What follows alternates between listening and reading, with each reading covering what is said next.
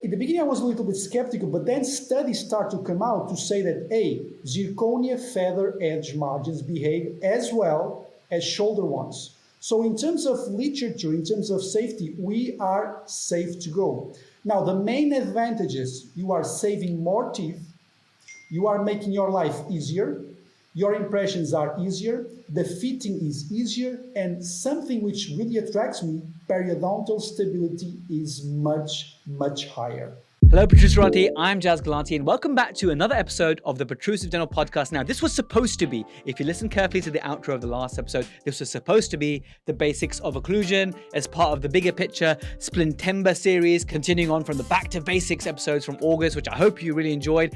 But the problem is this, man, it takes a long time to script my solo episodes. Like if you think back to September last year, so September 2020, we did the Splintember series, and man, I forgot how much effort it takes to put something together, but I'm still determined and keen to put something together that's going to be, while you're commuting, while you're chopping onions, gardening, whatever you're doing, to make it a really valuable episode all about my perceptions of occlusion and just the very basics, from like centric relation to freedom in centric to when to conform and when to reorganize and what all these things actually mean. So I am working on that, and I'm gonna get that out for you very soon. So that's why it's been a bit of delay, in case you're wondering. But today, take nothing away from this absolute gem of an episode. Think of it this way: like, I've delayed basis of occlusion, but I'm giving you something that's really, really prized. I was actually gonna save this one for another time in the future, because we've got Jorge Cardoso from Portugal,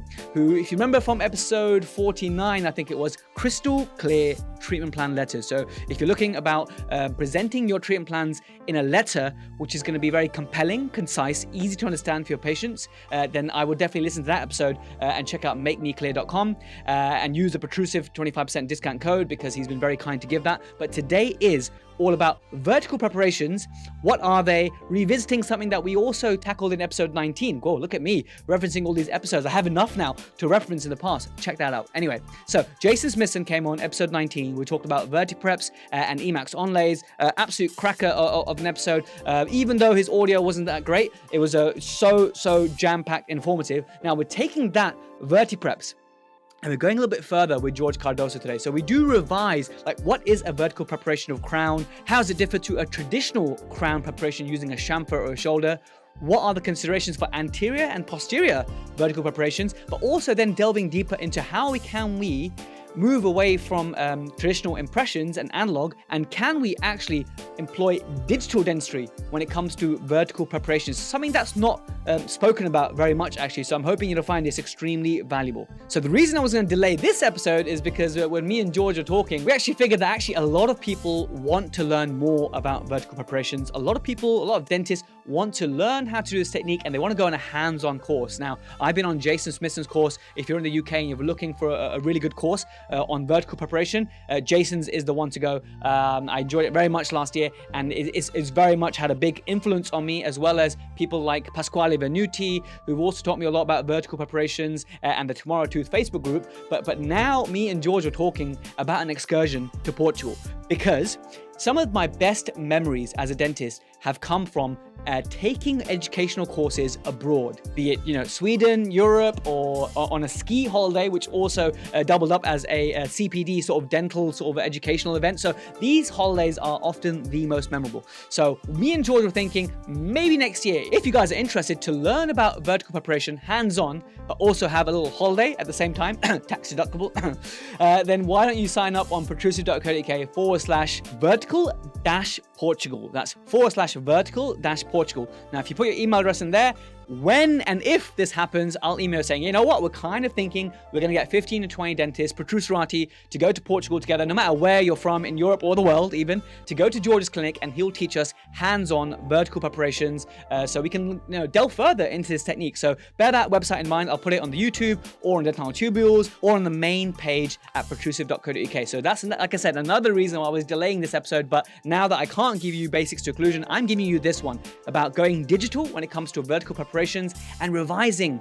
all about, from a different angle, a different perspective, from how much cement space you need to making sure that you don't get undercuts in any form, because they can be very detrimental. Me and George share some failures that we've had using vertical preparations and how we now realize actually we did something wrong. So learn from our mistakes. The protrusive dental pearl I have for you is regarding impressions versus digital. And really the main message I want to give you is, if you are digital or if you're going digital, remember that you need to be more aggressive in your tissue retraction compared to impressions. Let me explain why.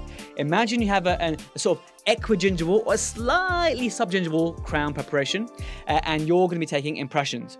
That light-bodied silicone material, for example, is thin enough that it can creep into the sulcus space and capture that area. Whereas with digital, if the light cannot get there, it will not record it. Therefore, in those cases where I think, I'm going to get away without using cord here, with impressions, I'll be fine. But if I'm unsure with digital, you better bet I'm gonna place a cord, okay? Now, with impressions, when I can get away with just one cord, then I know that I'm gonna be doing 2-cord technique to get that vertical and horizontal retraction of the tissue. So everything that I do with impression, I take it one step further when it comes to digital scans, because you need to be more aggressive with your tissue retraction. You need to show the scanner more. It can't creep and flow like our impression materials. So just remember that little tip. So let's get now to the main episode, and I'll catch you in the outro. You've now been on the podcast before, George. It's great to have you on again. If anyone hasn't checked out the episode where we talked about crystal clear treatment plans with Dr. George Cardoso with Make Me Clear, you need to check it out. That has actually impacted so many dentists because they came away having a clearer idea of how to communicate better with their patients, both in terms of verbal and, of course, written. So please do check out that episode. I will link it in the show notes. George, welcome back again. How are you? I'm fine. Thank you so much for having me. It's always a pleasure to be talking to you. And thanks so much.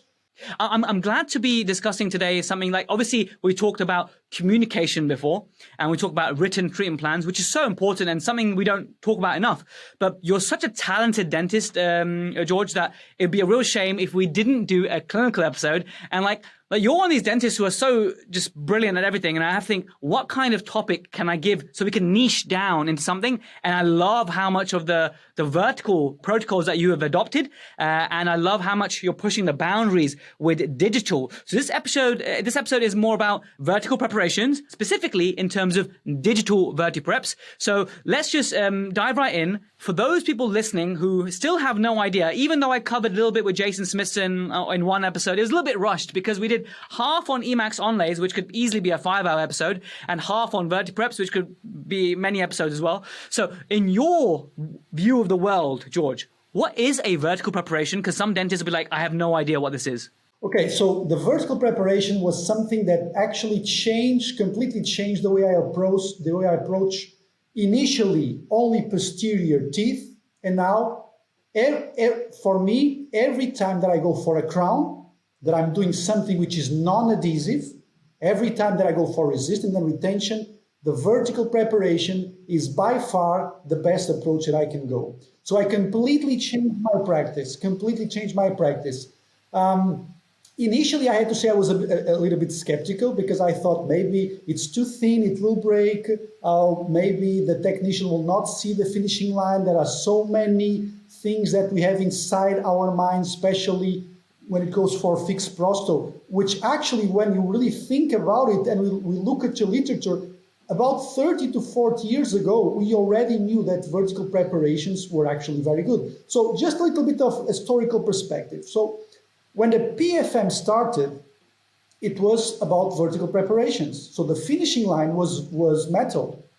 So then we evolved a little bit and we wanted to do what it's called the ceramic shoulder. So we wanted to have more space for the dental technician to layer down the ceramic. So instead of doing like a feather edge margin, we started to cut horizontally, a shoulder or a chamfer. So that would give space for the dental technician to hide the metal on the cervical area and to provide better aesthetics. And we kept like that for 20 years. But then something interesting came up, which was CAD/CAM, right? And because of CAD/CAM, what happened is that we wanted to also to have a very thick amount of material in the shoulder area, right? So instead of being minimally invasive, what CAD-CAM brought, I don't know if you remember the Procera crowns from NeuroBioCare, which were the first all-ceramic alternative to PFM. And what happened is that we became even more invasive. Why? Because CAD-CAM readers wanted to have space, right? So when we started to have CAD-CAM, vertical preparations seemed even far away because we never thought that CAD-CAM machines would be able to mill such thin margins. So more recently, and Jason Smith and some Tomorrow Truth group and Ripe group, we really start to look a lot into vertical preparation. And I was curious, I started to follow them. And at the beginning, I was a little bit skeptical, but then studies start to come out to say that, zirconia feather edge margins behave as well as shoulder ones. So in terms of literature, in terms of safety, we are safe to go. Now, the main advantages, you are saving more teeth, you are making your life easier, your impressions are easier, the fitting is easier, and something which really attracts me, periodontal stability is much, much higher. So you can't lose with vertical preparations. I 100% agree with you. And the most common, I wouldn't say objection, but the common question I get is anytime I post on social media about vertical preparation, which I completely had the same reservations and revelations as you, George, because initially the first thing you think is, wait, biological width concerns, how thin the material is, all these concerns that we have. And it's just such a paradigm shift from being trained at dental school to create this clear, shoulder 1 millimeter plus that the technician can see. So to having no shoulder and being feather edge it's such a massive shift that initially it felt like I think Massaroni called the Vertiprep the dirty prep. So there was a lot of resistance amongst the circles for the right reasons, I think. But I think once you truly understand the biology of healing, what we're trying to achieve, and for me, the main reason now I have also switched to when I'm doing something non-adhesive, i.e. when I have a preparation that does not have enough enamel, then I do think the most minimally invasive technique is a vertical preparation because the preservation of the pericervical dentine, and to make it even more tangible, you gave a lovely historical perspective, is let's think about nowadays. Imagine you have someone with lots of recession because of periodontal disease, and you have such a long crown height of a lower premolar, right? If you cut a shoulder into that tooth, you're going to be at the root. You're going to be into the pulp, into the root filling, whatever. It just doesn't make sense. So you want to do something knife edge. But the way that this has evolved, especially with the works of Ignacio Loy, which again, his paper I'll put on the show notes as well. Great landmark paper that's showing that, okay, what can be achieved in the aesthetic zone. It was just brilliant. And not only is it going to be minimally invasive, but you can really get aesthetic results. I have some cases, I know you have as well, where we prepare for vertical, and then the gingival zenith will migrate, and you actually are growing a gingiva. And when you can do that, that's a cool moment. So why don't I pitch it to you, George, what about those dentists that say,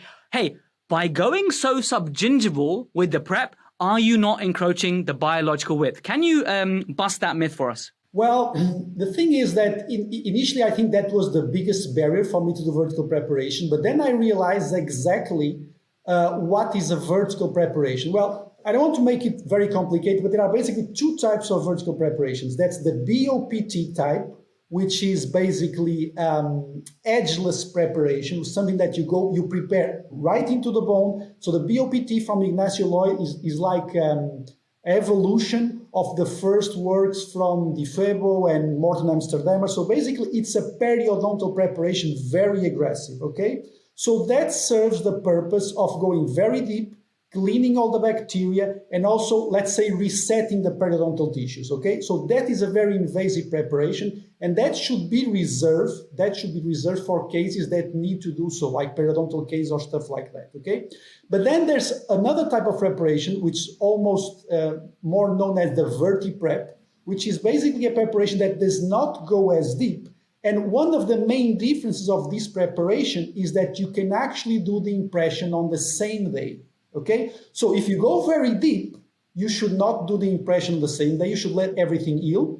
But if you go not as deep, you can actually make the impressions on the same day. And usually when I don't go as deep, I leave that to cases of posterior restorations, okay? So the BOPT, what I usually do is I do an adaptation and I do something like, so let's imagine the BOPT, one of the good things about the BOPT is that you can actually play around with the levels of the gingiva, okay? So it's a more invasive preparation, which on the anterior cases, you may say, well, why are you being so invasive on anterior cases? You have to remember one thing. So the vertical preparations, which I divide into like BOPT and Vertiprep, two different scenarios. The vertical preparations are preparations that are a type of crown. They are not an alternative to the veneer. They are not an alternative to the onlay. So you have decided to go retentive, you have decided not to go adhesive, then you choose a vertical preparation, okay? So in the anterior region, when we are thinking about vertical preparations is because I already have almost no enamel and darkened substrate. So if I want to use a vertical preparation, I would need to be very aggressive on the anterior one, especially on the buccal part, because I want to have space to do like a ceramic shoulder, like an artificial new cemento enamel junction. So I go very deep there. For posterior cases, what I do is I do same day impression, and I usually stay only in the sulcus. Okay, so for the posterior, there's no problem of impinging the biological width. Now for anterior, you would say, well, you are going very deep with the first preparation, yes, but I never do the impression on the same day, and I always need to let the tissues heal. Only after they heal, then I do the regular impression. So I always stay inside the sulcus, even if I go very deep on the first impression, because I let it heal and I stay inside the sulcus. And then on the posterior one, even if I do the same day impressions, I always stay on the sulcus. So those are two different approaches. With the anterior one, perhaps when you're going much deeper, almost to the bone, and you're getting that gingitage, the removal of that inflamed gingiva, and then as it heals, it will form this new junction epithelium. How are you temporizing that to get the sort of advantage of the biology, i.e. you are dictating where the gingival zenith will go by using your temporary in a clever way. So any guidelines as to how far to extend your temporary away from the base of the sulcus? So basically, when you do a preparation, you are actually very deep and there's bleeding. So even if you want to go really deep, you'll never be able to reach very deep with your temporary. So I would advise you to say like, okay, this would be because we are talking about statics, I want to leave the margin where the adjacent tooth is or where I want it to be, okay? Then I let it heal.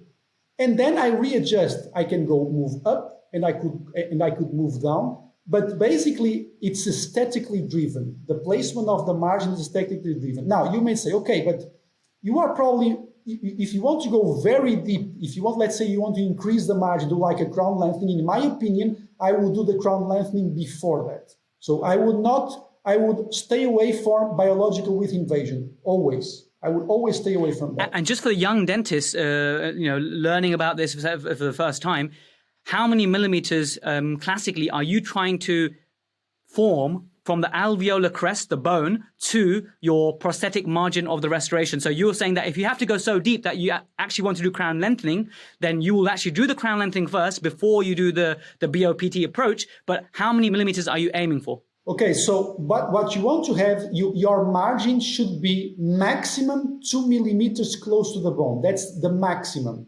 okay? So you should not go with your margin like 1 millimeter close to the bone, because that way you can have unpredictable results. You can have either inflammation, you can have either recession, so you want to stay deep in the sulcus. So let's imagine from the bone up to the gingival margin, you have connective tissue, bone, connective tissue 1 millimeter average, junction epithelium 1 millimeter. So those 2 millimeters are the biological width. You don't want to mess with that, okay? You want to stay away from that.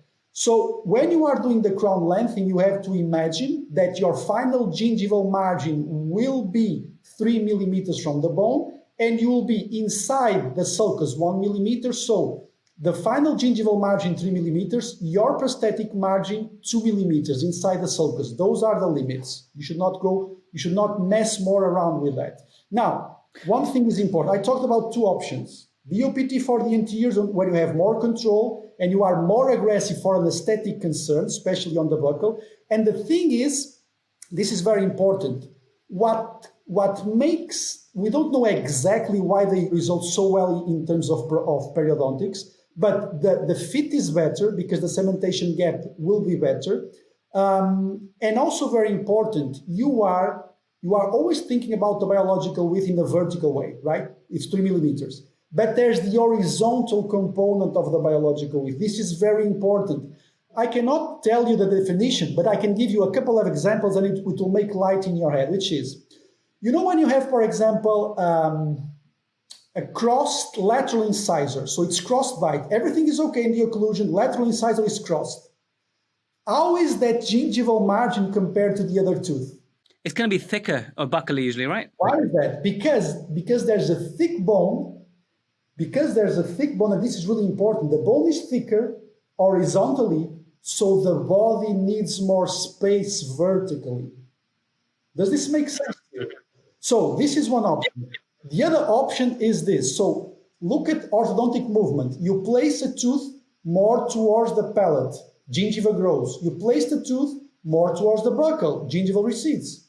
So the thicker the bone, the more space the body needs to get, because usually we're talking about 3 millimeters, 2 biological width and 1 sulcus. But if the bone is too thick horizontally, vertically, you may need 3 or 4 millimeters. And going back to the lateral incisor example, if you go there with electric scalpel, you just cut the gingiva, what will happen? It will grow again, because the bone is very thick there. Okay? Now let's imagine we can do this prosthetically. I go to the buccal area, to the root, I reduce it. So when I reduce the root, I'm increasing the thickness of the bone. So the body will naturally try to create more gingiva because they need more space. Basically, you are fooling the biological system and telling it, look, you have a very thick bone, and because of that, you need more vertical space. So the tendency will be, number one, sometimes to grow, or at least, and this is very important, number one, to grow in vertical preparations, or at least not to recede as much, which is a big issue that we have with horizontal preparations. And let's be honest, I usually say this, only on social media, there is no recessions on crowns. Because in our cases, we know there is.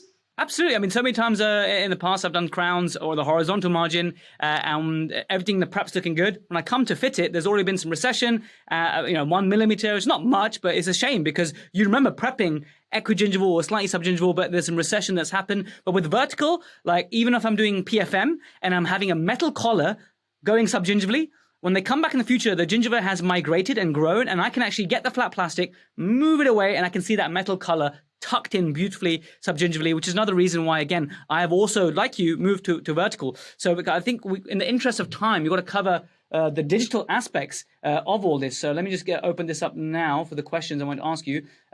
What is the difference in, and you might have to describe this, is in your traditional protocol when you started off with impressions, and tell me about the cord you might place at the beginning. Like some dentists, they put in PTFE first, then they prep, and they keep that, and they prep to the PTFE, and they scan with the PTFE in.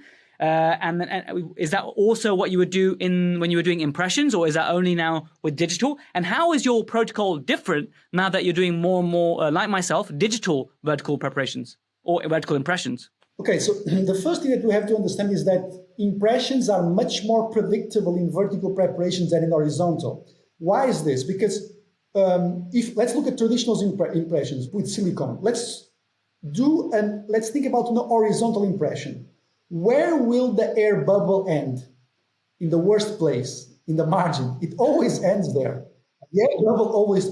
Now, if you think about vertical impression, because there's pressure from the putty, where will the bubble go? Into the sulcus, where it's not relevant. So it will not, even if you have a bubble in the sulcus, in the deep part, it will not have a problem for another technician. While if you have a bubble on the horizontal technician, on the horizontal preparation, it always stays on the margin and on the worst place possible. Okay, so traditional impressions are much more predictable in vertical preparations, and I would do them exactly the same way as I will do horizontal preparations. It depends on the technique. Sometimes you prefer to do double impression, sometimes you prefer to do triple impression, but they will always be more predictable. Always, I can guarantee that to you. Now, the silicone goes deep there. Now, with the vertical impressions, I think that they are more challenging than horizontal impressions with digital scanning.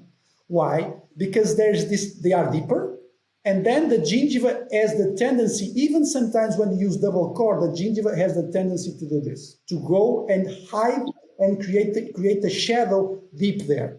So, number one, something that if you want to go, I usually say this, if you want to do fixed prosto, you need to have an electric scalpel, or you need to have some top-notch periodontal patients without any sort of inflammation, which is almost impossible. So I would advise anyone to do prosthetic fixed prosthodontics to have an electrosurgery scalpel, because this is really critical.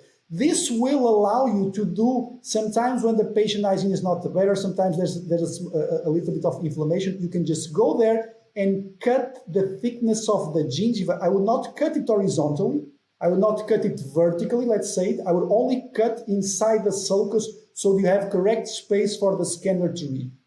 Now, if you have a healed site, so the site is healed, so you did the preparation and you go for the second appointment for the scan, which is something that I rarely do. If you do that, you can do double core technique because the tissues are healed, double core. And if there is any area there that's still making a shadow, just go with the electric scalpel and cut it there, okay? This is number one, the electric scalpel. Number two, the best way to control bleeding is, in my opinion, the retraction paste from 3M. 3M retraction paste, it's a miracle, an absolute miracle. First situation, it's healed, you do double cord and you'll be fine. If you want, you can use like electric scalpel, just remove the gingiva that is eventually covering. That's number one. So double cord and you remove the outer cord before the impression. One of the good things about digital impressions is that if there is some area that you see it's not good, you can go there, erase it, and redo it, which is something absolutely amazing. I think that you agree with me about that, right? Yeah, that's perfect. Now, second situation, which is what I do. I usually try to do preps for being more productive. I try to do the prep in the same day of the impression. And here we have some gingival challenges in terms of healing of gingiva and stuff like that. And we are always dealing with bleeding eventually. So in those cases, my protocol is usually, so I do the prep, okay? I do the prep. I do the electric scalpel just to do some, to stop the bleeding. And additionally, I use a paste from 3M, the retraction paste, which is absolutely amazing. So many people are familiar with X-Pacil paste. I think this one works better. This one is much more ergonomic in terms of the application. So it's something that you really should have. So two things important to have: electric scalpel and 3M retraction paste. So I cannot live without that. So at this time of prep, there's no cord in already. There's no PTFE in the sulcus already for you in your way. Yeah, preparation, electric scalpel, retraction paste. And for this situation, what I usually prefer now is to do Teflon. Okay, so the thing about the Teflon, there's like a small learning curve. The way that you apply the Teflon is not the same way that you apply the cord. So on the Teflon, you have to do some pressure and keep it there for 1 or 2 seconds, then remove it. Pressure, keep it there for 1 or 2 seconds, and then remove it. And what happens that the Teflon will actually spread away the gingiva, and you will actually see it will spread away the junctional epithelium. Okay, it will slightly spread away the junctional epithelium. But then the good thing about the Teflon is that if you use a colored scanner, what I usually ask my dental technician is that you go all the way until you see the white. That's when you stop your finishing line. And you will not have any issues, and it will not be impinging the biological width. Okay? So this is usually my strategy. The third case is extreme case. Is one thing that I really love about vertical dimension. So we talked about BOPT technique, vertical preparation, now extreme cases. What do I do? I do a mix of both of the techniques. What are extreme cases? Cases that are being considered for implant. So remember one thing, between the gingival margin and the bone, you have 3 millimeters. Sometimes you will always find ferrule that you are not finding above the gingiva. You will be able to find ferrule below the gingiva, right? Another massive advantage of vertical, absolutely. But now here comes the criticism. Okay, now if you go below the gingiva, now you are at risk of going into the biological width, and it is true. So what I do is this, extreme case, preparation, BOPT preparation up until the bone, because I want to maximize the amount of teeth that I'm seeing. Then what I do electric scalpel, okay, just to remove the hemorrhage, and then retraction paste. Then remember, we have no sulcus here. You cannot place anything because what you are seeing is the bone. So what do? Direct scanner. I know this is a little bit outrageous, but then comes the trick. I tell my dental technician exactly where to place the margin. Where do I place it? At least 1 millimeter away from the bone. But then you ask, well, but then you will be in the junctional epithelium, so you are impinging the biological width for 1 millimeter. It is true, yes, I am impinging, but I am weighting the pros and cons. I am saving a tooth with the risk of causing some gingival inflammation, but on the other hand, I am saving a tooth, which is for me the most important thing. Now you can ask me, why won't you do crown lengthening? I stopped doing crown lengthening on posterior teeth for 2 reasons. If you do it interproximally, you will lose the papilla, and even with good contact points, there will be food impaction. Buccally or lingually, you remove the bone, you are compromising a future implant, and you may eventually be forcing vertical augmentation or sinus lift. So what does the literature and the research says in terms of the biological width? It says 2 things. First, we don't know exactly, it's not predictable what happens. In some cases, you invade biological width, and what happens, there is a chronic inflammation that does never go away. Sometimes there's a small inflammation for 1 or 2 months until the bone resorbs to create the new biological width, okay? And some other situations, nothing happens as long as you stay like 1 millimeter away from the bone. So we don't know exactly what happens. And for example, the last classification of periodontal disease, they say you should not go in the connective tissue, which is very close to the bone, but we don't know exactly if it's safe or not to go to the junctional epithelium. And what I do, I go into the junctional epithelium and I assume that risk. To be honest, I never had any issue, but I assume that risk of invading 1 millimeter of the biological width in the junctional epithelium, but I will never go to invade the connective tissue very close to the bone. But remember, I am only doing this in extreme cases, in good periodontal patients, and also in cases where the implant is being considered. So I am taking risks in extreme cases. And in that case, I only use preparation, expose the bone, electrosurgery, retraction paste, and then I will not use anything, but I always tell the technician, stay away from the deep of the sulcus, because what you are seeing is the bone, stay away 1 millimeter. And because you have no sulcus, you cannot place anything there, okay? I don't know if this makes sense. It made sense, and I think it's a good description of the indications of that extreme approach. So that all makes sense when you're trying to save a hopeless tooth, but also preserve some bone for the future implant and preserve the papilla. So that makes perfect sense, and I like that. And I think I've learned something from that for sure as well. In terms of, I mean, you're obviously scanning in those preparations, and you're telling the technician to just stay 1 millimeter away from the bone, which is awesome. And as long as you use the electrosurgery, you can actually create that vision, create that path of scanning, or the ability for the light to reach there. That's the most important thing. The light should be able to reach there unimpeded, so it can record that area. So that's very good. Just rolling back a bit to those BOPT anterior cases that you might be doing, where you're being quite aggressive because you want to change the gingival level. Are you scanning for that as well, or are you taking impressions for anteriorly? Because me, if I'm having any anterior cases, which mostly I do more posterior cases, I'm happy to scan. But for anterior, my bias is still, because I don't have as much faith in scanning, and I really want to try and do the BOPT, go quite subgingival, I'm still taking impressions. So what would you advise me in that regard? For the anterior cases, I do either way. If it's like a small case, it's like 1 or 2 teeth, I usually go for scanning without any issues. If it's like a bigger case, 6 or 4, I usually go for the traditional scanning. But that is just a question of, that the higher amount of teeth, the more errors are you eventually placing on the scanner. That's just because of the technology. But if the technology evolves in the future, I would happily do the scanning without any issues. I don't know if I can show you an image here, because I think it will make...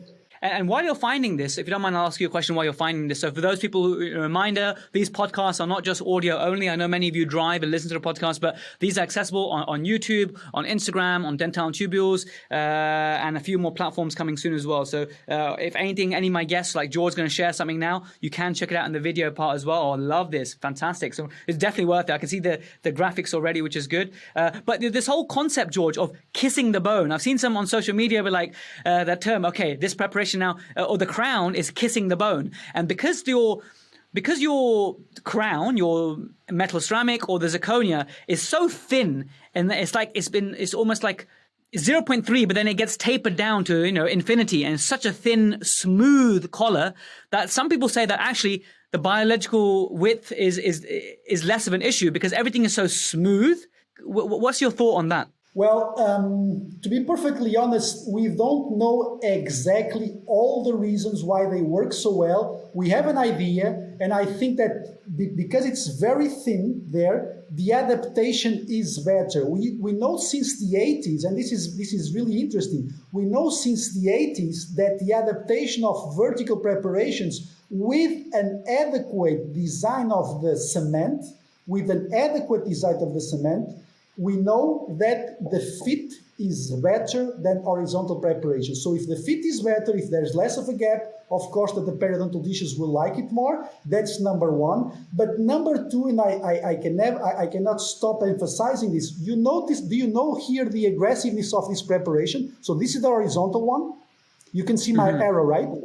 This is the horizontal one. Okay, the arrow I see is that between the bone and the connective tissue, there is no attachment, right? So on the left side, what you have is an horizontal preparation, right? It stays in the sulcus. On the right side, you also have an horizontal preparation. And because this is a BOPT technique, because I let it heal, it's also in the sulcus. Because if you let the gingiva heal, if you do like double cord, you will never go deeper than the sulcus, unless you are very aggressive, of course. But the big thing here, notice the amount of aggressiveness in terms of buccal preparation on the right side. You see that? So what happens is that the periodontal tissues, they get thick, and because they get thick, they want to grow, or at least they do not recede as simple as in case of a thinner biotype. So basically what you are doing is you are actually boosting the biotype because you are increasing the thickness of the gingiva, not by increasing the gingiva itself, but by reducing the buccal root. And when you reduce the buccal root, the gingiva wants to grow. Always remember the orthodontic movement. If it goes buccal, the gingiva goes away. If it goes palatal, the gingiva wants to grow. So what you are doing is you are prosthetically creating that same environment. So the gingiva wants to stay there. She does not want to recede. And that is because of the aggressiveness of the preparation. And what you are seeing on the right side is that you are creating a prosthetic new cement-to-enamel junction. You are creating a new cement-to-enamel junction. And you may say, well, won't there be any food impaction? No, this works. My experience, this works much, much better than any other sort of horizontal preparation. So I think that the periodontal thing is the issue, really. Amazing. And I think for those who are listening and maybe not watching this, the best analogy I can give when I was studying orthodontics is my old mentor, Mohammed Al-Muzian. He says that the gum is like a skirt, okay? So if you bring the tooth, or in this case, the vertical crown forward, the skirt lifts. It's like bringing your leg forward, right? The skirt is going up, okay? If you bring the vertical crown down or further into the tooth, the leg is coming down, the skirt is coming down. So if you're struggling with that analogy, think of it like a skirt and how you're lifting up the leg, lifting down the leg, and how the gingiva will migrate like the skirt, which is something that you reminded me of as you were showing that. It's the same thing as with implants, subcritical contour and critical contour. It's like exactly the same thing. It's the same thing. The analogy that you use is the perfect analogy for the vertical preparation. And so answering your questions, 2 reasons why they work so well periodontally. The fit is better, and if you use the BOPT technique, especially the BOPT technique, when you are a little bit more aggressive on the static area, you will increase the thickness of the gingiva, and the gingiva wants to grow. Those are the 2 main reasons why we get so many good results. And there is no recession. Almost, at least in my cases, I've been doing vertical preparation for about 3 to 4 years. And honestly, I have never seen such good, healthy periodontal tissue and stable in the long term. I can definitely echo the same. I've also been doing it for 3 years, and I can echo the same. And it's something that's definitely revolutionized my practice. I know it has for you as well. And it's great to be able to have that option for our patients. Now, one thing that I picked up on when you were speaking is about the correct spacer protocols. Can you just elaborate on how much of the spacer you are advising your technician to use? Obviously, we're talking about CAD/CAM here. What is the digital amount of spacer in microns that you are suggesting to your technician? I will show you a slide which is very important for you to see. Amazing. Now, whilst you're doing that, I'll just share some of my challenges. When I initially started with vertical preparation, I didn't know what I was doing. I had these crowns back, and they were so tight, I couldn't seat them fully. So I don't know if that happened to you earlier on as well. And then I learned online from my mentors that actually it's because of the fact that the walls are so straight and so deep that you need more spacer. You need more space for your cement. So I'd love to hear your current protocols. When you do not give the right amount of space, you see this clinical case with a fracture here on the cervical area. So you see this cervical fracture here. That is because of incorrect spacing. So why was that? Because in the beginning, I had no notion about this. Now, if you talk to most dental technicians, they will tell you that the cement space, the traditional cement space, is something like this, okay? So this is very important. So the first millimeter from the margin is 0 micros, okay? So they want full adaptation, okay? And then from the inside, as you see here, they place 40 micros. So what is the issue here? And we know, it's interesting because I'm writing an article about this, and we know this since the 80s. There are studies in the 80s that show that when you cement this, there's the flowability of cement to the occlusal area, and you will never get a perfect fit here. That's number 1. And worse, no fit, no complete fit, and without cement, because the cement will go upward. So you will have an open margin. And they classically say you can have an open margin of about 120 micros. So that's what classically it's accepted. Now, for vertical preparations, you have to do the opposite. And this is very important. So the occlusal area should be 0 micros. So when you are placing the crown, the stop should be on the occlusal area. And then you should open the margin 40 micros. Why 40 micros? Because this is the average thickness of the cement.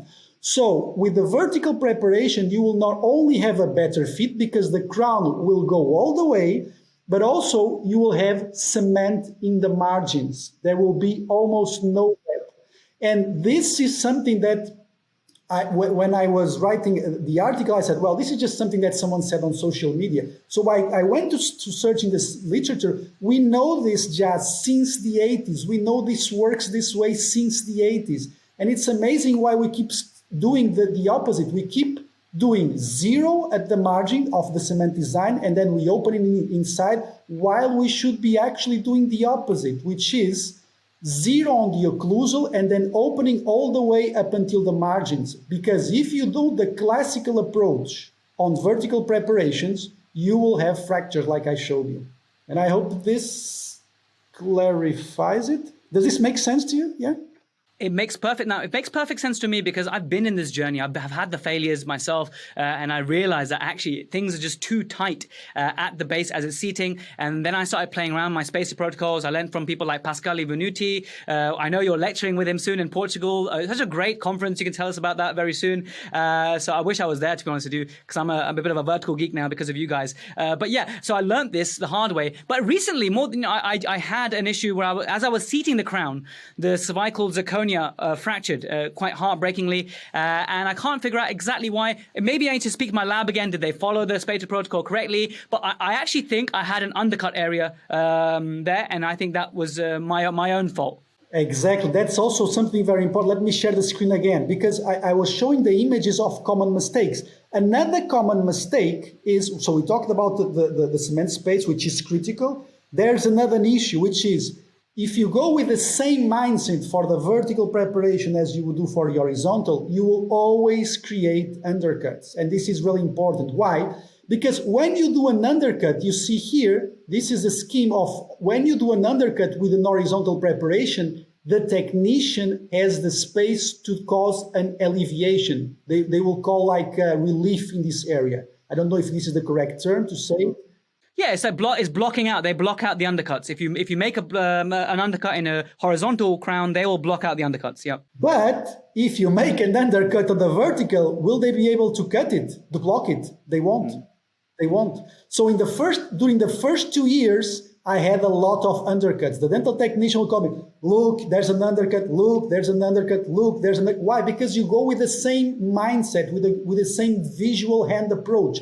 So you have to make sure that when you do the final image, you see, because if I was really paying attention, you can see here, there was an undercut in the buccal area.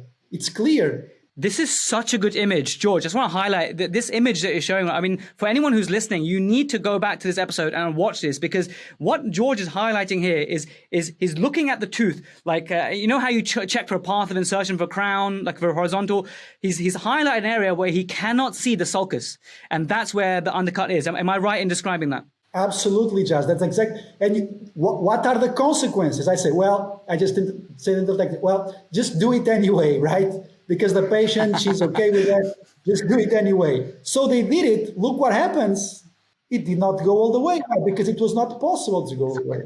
So, I mean, I tend to make my vertical preparations a little bit more tapered for that reason. And I sometimes have maybe been a bit guilty of over tapering. But I think this is kind of a necessity. I just need a bit more handpiece control to make sure it's really easy. It's really easy to lean in and over taper it, right? Absolutely. Look, I think that I am into this journey. I did a lot of retentions. Then I started to do excessive taper. And now I am almost getting the right one. But my opinion, if you want to do vertical preparation, stay on the safe side and do a little bit of more excessive taper. Also, because the retention of the crown will be so good, I usually use a self-adhesive cement. And look, self-adhesive cement does not mean true adhesion. It's just like Rely Actually Sem or Maxim, but you can also use some Fujisem, some reinforced glacier normal. You can use whatever you want. But even if you do a little bit of excessive taper, that will not be a problem, because the retention of the vertical crown is very, very, very, very good. So I usually do a lot of retentions. Then I went through a phase of excessive taper, which I still do. I have heavy hands. My brain is much more better than my hands, but I don't have any issues. So in doubt, do more taper. That will be better for you, for the dental technician, and in my opinion, also for the patient. And remember one thing, when you are doing vertical impressions, is not because you are doing an alternative to the onlay. Because I think there's a bit of confusion here. Some people say, well, I stop doing onlays, I only do vertical preps. Don't do that, because you will be doing excessive tissue preparation. So what you have to do, you have to look at the case and say, look, this is a case for a crown. Okay, so instead of doing horizontal, I will be doing it vertically. So if you do select the cases that you need to do, you will be on the safe side. And in my opinion, excessive taper is always better than the retention. Amazing. That is sensational. I think that's going to help a lot of people. So all those mistakes me and you have made, George, if you listen to this episode and learn from our mistakes, you'll be doing the correct taper, the correct spacer protocols, the correct way of scanning or taking impressions, make sure you can see the sulcus. There's so many gems that we've shared. So that is amazing. You've answered all my questions. Just one more thing. Do you think there's an inadequate scanner out there, or are they all reasonably okay to scan for vertical preparations? So my advice, if you are considering a scanner, of course you have to see if it fits for you financially, but I use the Medit i500. Now there's a new one, the Medit i700. And in my opinion, it's the best value for money. It's the best value for money, the i500. Now, the issue is, if you are working in a place where they are doing Invisalign, you cannot use the Medit because they are not allowed to use Invisalign. So I would probably go with the iTero or with the 3Shape, something that accepts Invisalign. If you want to ask me what's the top notch, money is not a problem, then you go for Prime Scan from Sirona. But money, value for money, for myself, the i500 from Medit and the i700, they are amazing. The updates are amazing. And there's a very good support group on Facebook. And the team, the development team is very, very good. And you are getting a scanner for like the 50% or 60% of the price of the most well-known scanners, which are the 3Shape and the iTero. So what is the consequence of that? My orthodontist that does Invisalign in my practice cannot use the scanner. So she must do manual impressions. So that's the issue. Yeah, I've seen a big, hoo-ha on social media about the merits of the i500 and now the i700. I think a lot of associates are buying their own scanner because it is much more affordable. And that's great to see. But you're right. I think the caveat is Invisalign. But a lot of clinics now, they have multiple scanners. They have one iTero for the Invisalign, and then they have the Medit for restorative, and that's okay. It depends on what works in your practice and the budget.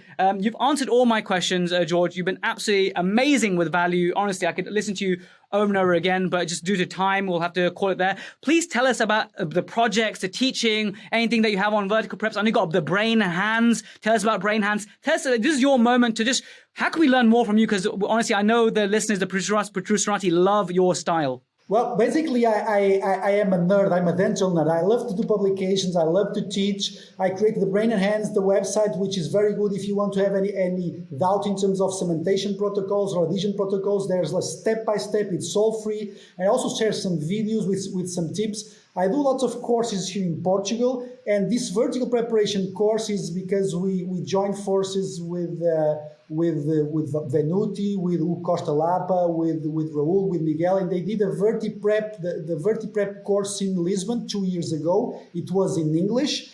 Highly successful event. I was there. I learned a lot from them. And then I started writing an article, which I really hope it comes out this year or next one, which is basically... So let me give you this in first hand. It's called CARES concept. It's called Clinical Decisions for Posterior Restorations, Part 1, Partial Adhesive, Part 2, Full Resistive or Retentive Crowns. And the CARES concept is this. You have to think about coverage, C, A, adhesion, R, retention or resistance, E, aesthetics, and S, subgingival management. If you think about all these concepts, you will be able to do a treatment plan, a good diagnosis, and a good plan for doing single unit posterior teeth. So I hope that the article comes out this year. So it will basically answer all the questions, I hope, of how you should diagnose, plan, and execute single unit posterior teeth, either if you are talking about adhesive, tabletops, onlays, overlays, or if you are talking about retentive resistance, which is the vertical preparation in this case. And on the 10th, I think it's the 11th and the 12th of June this year, because we could not be able to do it because of the pandemic, but this year, because of travel limitations, this edition will be in Portuguese in June. So it's only for Portuguese because all the other foreigners, they have travel limitations. But I am pretty sure that eventually this year or next year we'll be doing the same edition in English. And I hope that you come over to Lisbon to visit us. I would love that, George. And what I'll do is, if I speak to the Protrusive, who I know they want to learn vertical, and we also have been meaning to do a little getaway, right? So if I can organize a group of the Protrusive, right, to come and fly as a group, it'll be so much fun. As a group, we all fly to you. We come and look at your practice. You teach us vertical preparations. I think that'll be amazing. I would make sure you will have the best time of your life professionally and personally and have fun. I will take good care of you. Just listen, as long as there's red wine and meat, you have me. I don't know if you know, but my father has a seafood restaurant. And the restaurant is like 20 meters from the ocean. So I think that answers all your questions. You had me at seafood. This is amazing, George. I think I'm going to make that happen, right? So guys, if you have in your mind an interest to come as a Protrusive RT, maybe 15, 20 of us, something like that. Is that 15, 20 too much? Is that okay? Okay, 15, 20 of us to fly to near Porto together to have some time with Dr. Jorge Cardosa and learn vertical preparations and have some seafood, then do this. Go to protrusive.co.uk/vertical. And let's see how many people are interested. Now, I imagine hundreds will sign up, but then only about 20, once they ask their wife or husband, will eventually be able to come, and the dates and stuff. So let's put our feelers out. It'd be so great to have, like, I always wanted like a Protrusive ski trip, but my wife doesn't ski. But this is, somewhere in the sun, seafood. My wife is okay with that. So, bring your family along. Let's make a little excursion. I'm actually really excited. So amazing. We will do that. George, thank you so much for giving your time today. And I hope to see you with about 15, 20 good friends and listeners of the podcast in Portugal to learn about vertical. So, Jess, thank you so much. I have to say, that is a promise. I will not let you go by this or the next year without coming here to Portugal. I love it. Thank you so much. I'm totally up for that. Well, there we have it. Another cracker with Jorge Cardosa. Don't you just love his willingness to share his failures and those extra tips and advice that he gives that I don't think any other educator has thought of. So thanks, George, for delivering great value there. And if you want to come to Portugal with us, it's not a done thing. Like, I don't know. It's always been a thing on our mind that to get a group of like-minded dentists and go traveling the world and learn from amazing clinicians, right? So now that the world is opening up with COVID again, if that's something that you're interested in, go to protrusive.co.uk/vertical-Portugal, and maybe I'll keep you up to date. Maybe we'll see if something works out. I've got a feeling it will for maybe spring 2022. Let's see. So sign up if you're interested. I won't spam you or anything, but if you do want to join my newsletter for like up-to-date episodes, infographics, PDFs, then join that as well. That's protrusive.co.uk/newsletter, and I'll keep you updated. Anyway, I'll catch you in the next episode. Fingers crossed. Wish me luck that I can put together the very, very mammoth task of basics to occlusion, okay? Wish me luck, guys. Okay, I'll see you in the next one.